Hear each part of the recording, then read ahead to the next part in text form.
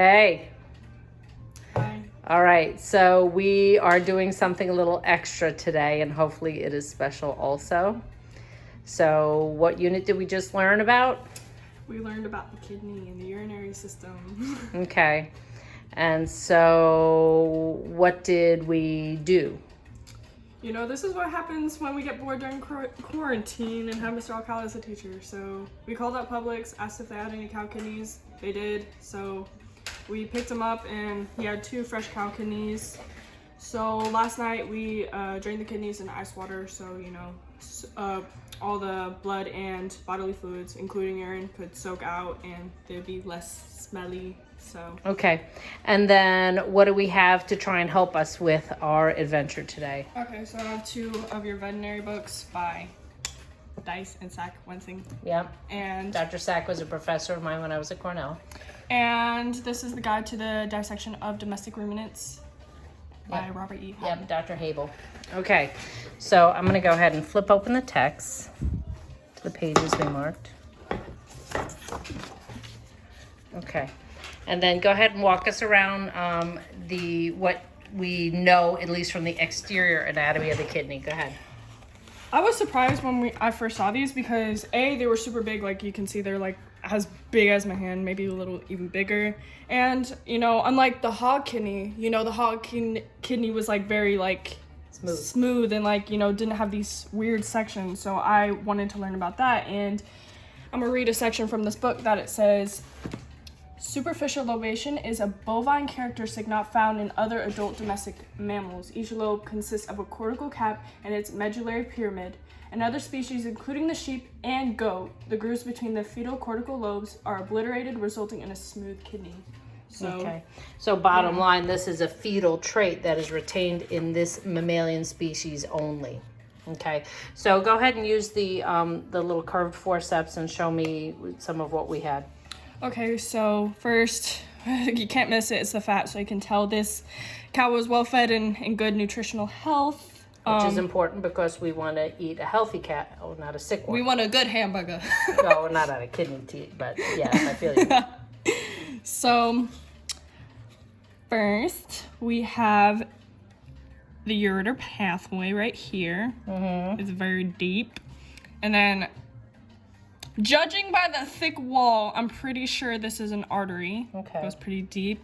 And then, pretty sure but not so sure, this is a vein because it has a more thin wall. Okay, yep.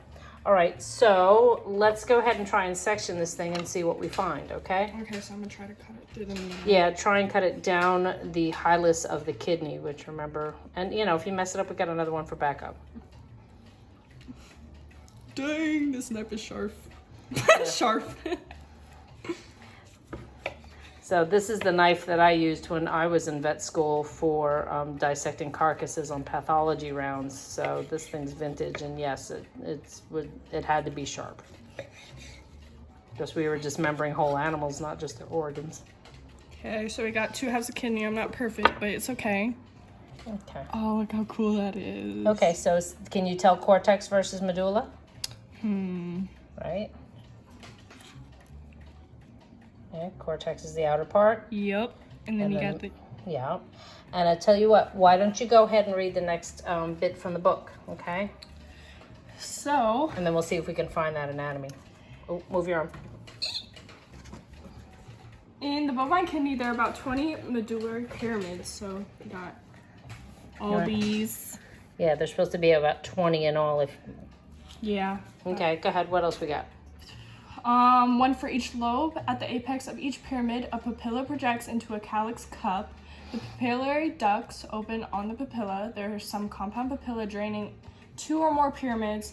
The calyces empty into 2 large ducts, which drain the caudal and cranial halves of the kidney and meet at the hilus to join the ureter. And there's no renal pelvis here. Okay, so basically you got a big tube in the front, big tube at the back, and they all join up in the middle to go out to the ureter. And again, there's I think that's cool with the fat there too. Plenty of fat in there. Up. Yeah. And you see the butcher did that for us. Thank you, butcher. Okay. Let's see if There you go. Yeah, you actually did section that pretty well. If you want to use the knife, you can try and open up it a little bit more or probe it to chase it down a bit. See where that goes. Look at that. Yeah, kind of cool. All the way down, yeah. I think it's cool. Look at this here. It's like,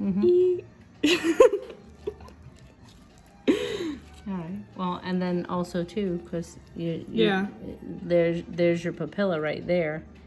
Yeah, I Okay, see that little pointy job, and then it's draining down into this opening way down there, which is how God designed it to work.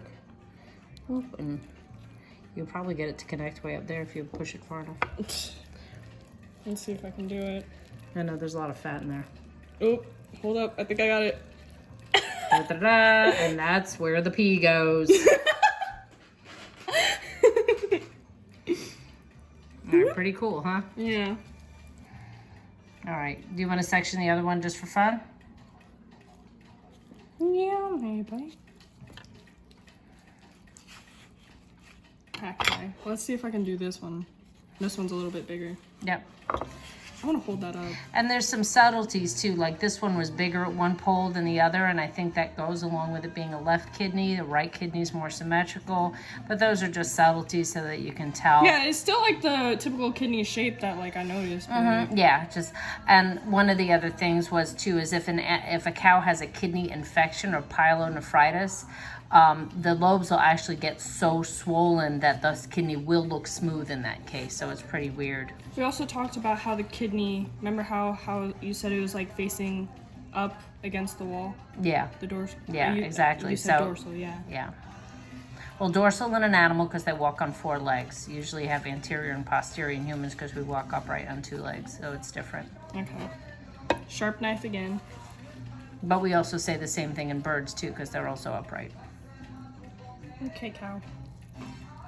Yeah, we definitely don't want to find any pathology in these kidneys, no cysts or masses. I had a pig patient one time that had lymphoma, and it was throughout all of his visceral organs, including his kidneys.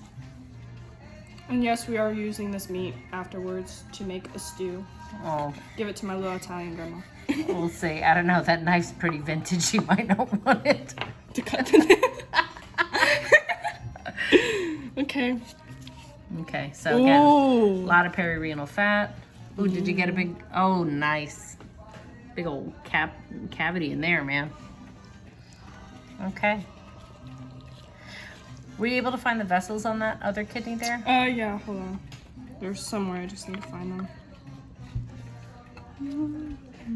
Is it missing the cord? Oh, no. That's so weird. Yeah, it almost looks like a cyst, to be honest with you, because it's missing the whole medulla and the papilla. But yeah, there's right there's your duct there. Uh-huh. Yeah, that looks I like how you... cystic. I'm not sure. Go I right usually here. don't do cows. It's been a while since I messed with cows. Pretty cool. So here is my dissection of a kidney, and none of this Yeah. meat will go to the waste. All right, very good. All right, hope y'all enjoyed that. God makes pretty cool species, and they're different.